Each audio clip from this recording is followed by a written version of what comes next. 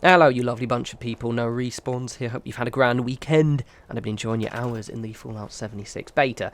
So I've been having a good play around with the building function within the game. I've got a pretty good feel for it now, and so I wanted to give my thoughts. The backdrop of this is my current camp within the game on level 14, and I'm kind of on one of the mountains, kind of to the central east side, just kind of getting a little bit more further east. It's quite a nice little isolated area. Still struggling to find my ideal spot. I doubt I'll ever be satisfied because I'm going to have loads of different styles of bases. But currently I guess the too long didn't read them, how I feel about the building function is that I'm cautiously optimistic. I was a bit overwhelmed at first because it is very different. I imagine this is a journey that a lot of you have gone through yourselves. But I think because I've played a lot of similar games, it was less disconcerting for me after a while. A lot of people have messaged me kind of going, oh, you'll hate it, it's very different to Fallout, you can't do a load of these things. But I think it's easy to forget that, obviously, plays Fallout 4 building, but I play loads of games of settlement building, and, I don't dislike them just because they're different to, Fallout 4, they're just different. And for me, I quite enjoy the challenge of kind of, having effectively a new tool set to use. So I'm trying to figure out the best way of structuring this, because I have a little, checklist in front of me now, because I want to get through a lot. However, I don't want it to come kind of waffly, or just kind of me just... Because I'm trying to explain why it is, so people can enjoy it a little more.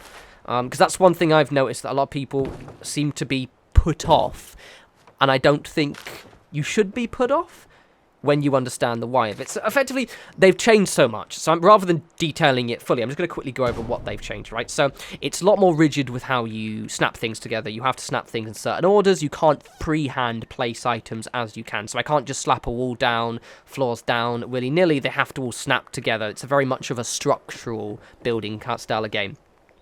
With that in mind, there's no glitching anymore. So you can't peel a glitch. You can't select all. You can't sink items into the ground. That I'm going to get to this in a second as to the why of this, because it actually makes a lot of sense when you just kind of consider what kind of game it is. What the intent is here. But like I said as well, the rug glitch kind of exists, but it basically doesn't. You can kind of move items together, but you can't really kind of sink items in to other things. There's no scrapping of trees or obstacles, so I can't, place down my camp and just remove all the junk, so I have a nice clear open area to build. There's quite a small... there's a small build limit, ostensibly. You'll watch it now. You can see in the corner how much my build limit goes up. As of this point, isn't actually very much. Basically, I get to about half my build limit building this entire house, and it's because certain items use more build limit than others. It's been changed quite a lot. So basically, this build limit's small, but it's not actually really. And the area is quite small as well, but again, I'm less bothered by that because this is the camp, and you do actually have public workbenches, which I'm going to do another video on those because I need to actually properly play with them when the game fully drops. Right. So let's get on this part first. All of this stuff has changed. It's very, very different. What the hell? Why did they do this? Stupid Bethesda. Damn you, Todd. Blah. Right, okay. It makes sense when you realise this is an online game, yeah? It's one of those things that's really shocking at first. You're like, wait, why? So your settlement is persistent through worlds, right? And also, it's a multiplayer game, so it has to be balanced and fair. Now, my friend Niels did a really, really good Twitter thread on this, which I'm going to link in the description. Be nice, because he's doing this within good faith. Basically, he kind of made very similar points to what I'm about to make now. I kind of echo a lot of his statements, which is effectively, it kind of feels like it's been fixed, and more importantly, it's kind of balanced for this kind of game. So, for example, the reason why the glitches are removed because they just would make the game really unfair. I mentioned this, actually, in one of my videos before. I even got a chance to play with the beta, and the fact is that specifically the pillar glitch. If you think about it, if I could sink items into the ground, that would cause all manner of problems in regards to me, for example, sinking turrets into trees just so the gun pointed out, but you couldn't actually shoot it, sinking loads of Tesla straps just under the earth so you couldn't disable them, but you could still be hit by the Tesla arc, sinking in walls into blocking off areas so you couldn't get out or in. It just, the whole thing wouldn't work. But also, on that side, but also in regards to, making the settlement persistent through worlds, it just wouldn't work because of the fact that it would be it would be impossible for the system to know where your house began, where it ended. Effectively, you'd effectively kind of just warp into the, from server to server with this kind of collected mess. It wouldn't really work. It needs to, with the schematic element where you can effectively just pack up your own base and then place it back down somewhere else. It has to follow these much more balanced and structured rules. Now, this isn't me making excuses, this is just kind of how it is. If you've played a game, a great example is Conan Exiles. Effectively works a lot like this. So Conan Exiles, you can't be as freehand as, for example, you can be in Fallout 4, but it's a lot more architectural. So it's a multiplayer game, and you kind of build things less on necessarily, how I, for example, build a lot of my settlements for Fallout 4, where I'm kind of glitching stuff and making, bespoke walls, using loads of plywood and all that jazz. Instead, you're making things more about following a more... It's like comparing a painting to an architectural drawing. The painting is a bit more, not necessarily creative, it's just different, right? There is a chance they could get this wrong still. I said I'm cautiously optimistic. I'm not 100%. I am sold, but I'm just being cautious, because the big thing that could break this, and there is one thing that does bother me about it, is currently we're very, very limited with the building elements that we have in the game. Now, I'm very, very curious what it's going to be like when it fully releases, because of the fact that it feels like stuff is missing. It's the best way to describe it. Just things like railings aren't there, bridges, certain kinds of floors, single floor pieces, loads of stuff, little structural stuff is missing. And I do kind of, my gut feeling is that maybe in the beta they've not given us everything. For example, I did make that video where I just scrolled through the menus, and if you actually look, there's loads of stuff there, but it just kind of, there's loads of stuff missing as well. It's quite bizarre. And I've also seen a lot of the stuff that we had even in vanilla Fallout 4. I've seen it in Fallout 76 in, the Bethesda-made areas. So it is there. It's just, it's currently not in the workshop. So another thing that's missing is, and again, it all ties together, is that there's currently no junk decoration. So when you place junk, and I actually knew about this before I started playing the beta, loads of people mentioned, oh, you hate it because you can't decorate with junk. And I kind of almost immediately clocked why you couldn't. It makes sense, again. And the fact is that when you drop an item on the floor, it turns into a brown paper bag, and you can't, you can pick it up, but you can't drop a gun, for example, and, pick up the gun and move it around. It's a brown paper bag. And again, when you kind of look at it from as an online game that has servers, and you've ever played, for example, DayZ, when they had all those errors where they were spawning too many items, if you've got loads of fully rendered items dropped on the floor, it absolutely destroys servers really, really fast. And especially add into that, the people are going to be spawning in and out of worlds and kind of tracking the ownership of these items. You see what I mean? An entire weekend on a server that may or may not restart, you're going to have absolute lag city. Think about when you build loads of stuff, you drop loads of items in Fallout 4, your computer lags, the servers will go nuts with all those people.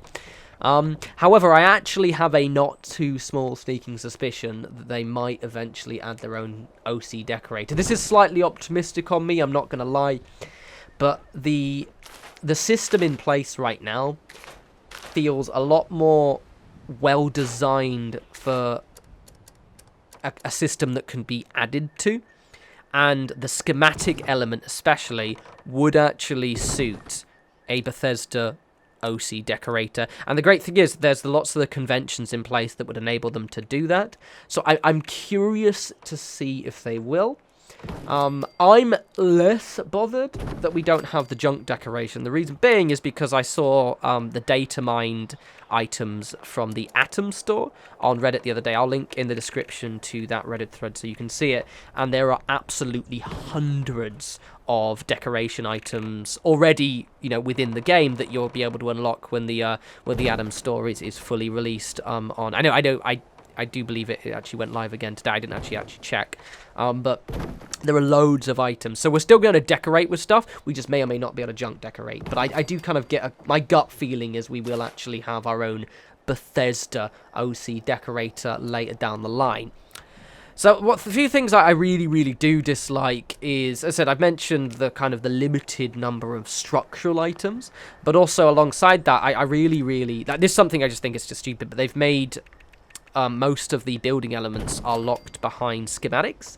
Now, realistically, those of you know, and you know, there are people who are already level 50, I think, in the game, it wouldn't take you very long to get them all, but for me, especially with the limited time we had in the beta, it really bothered me, especially when I'm building this house here. I was like, okay, it looks a bit boring, but I'm going to go decorate.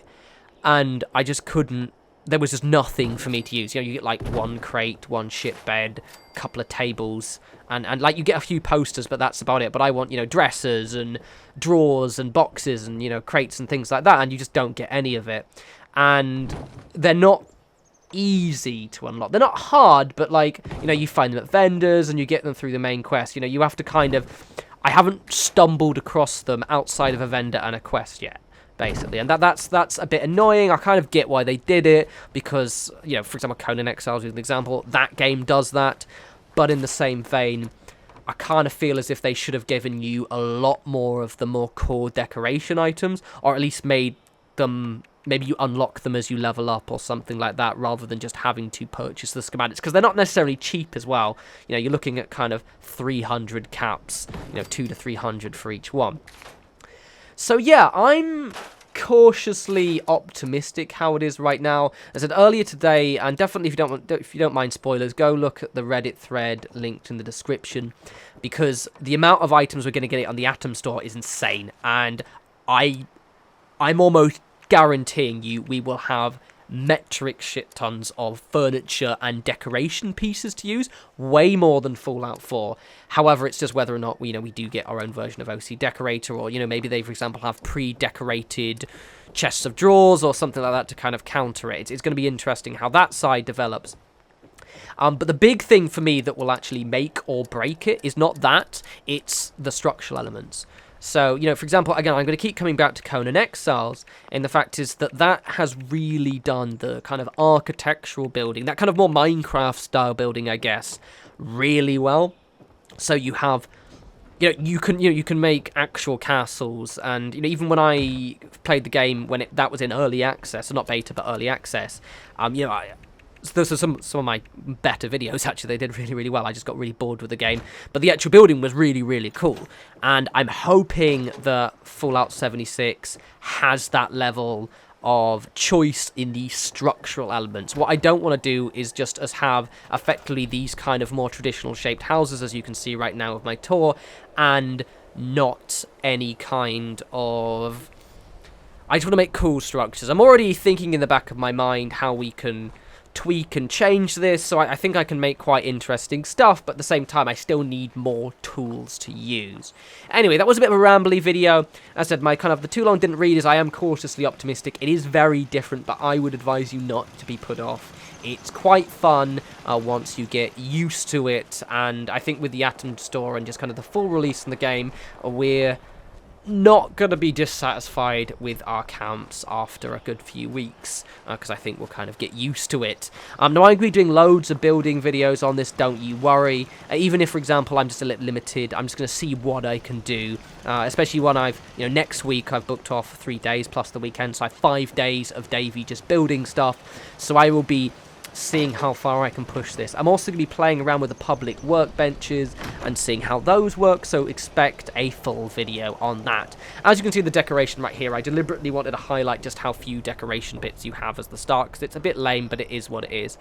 Anyway, as always, follow me on Twitter at norespawns. I will have a new video up soon. I'm going to be playing the Don't Starve early access for Hamlet and doing a Let's Play a la 2015-2016 with Shipwrecks. It'll be nostalgia high, but until that point, you guys enjoy the rest of your week. Enjoy the final beta day on Thursday, and I'll talk to you fantastically wonderful bunch soon. You take care.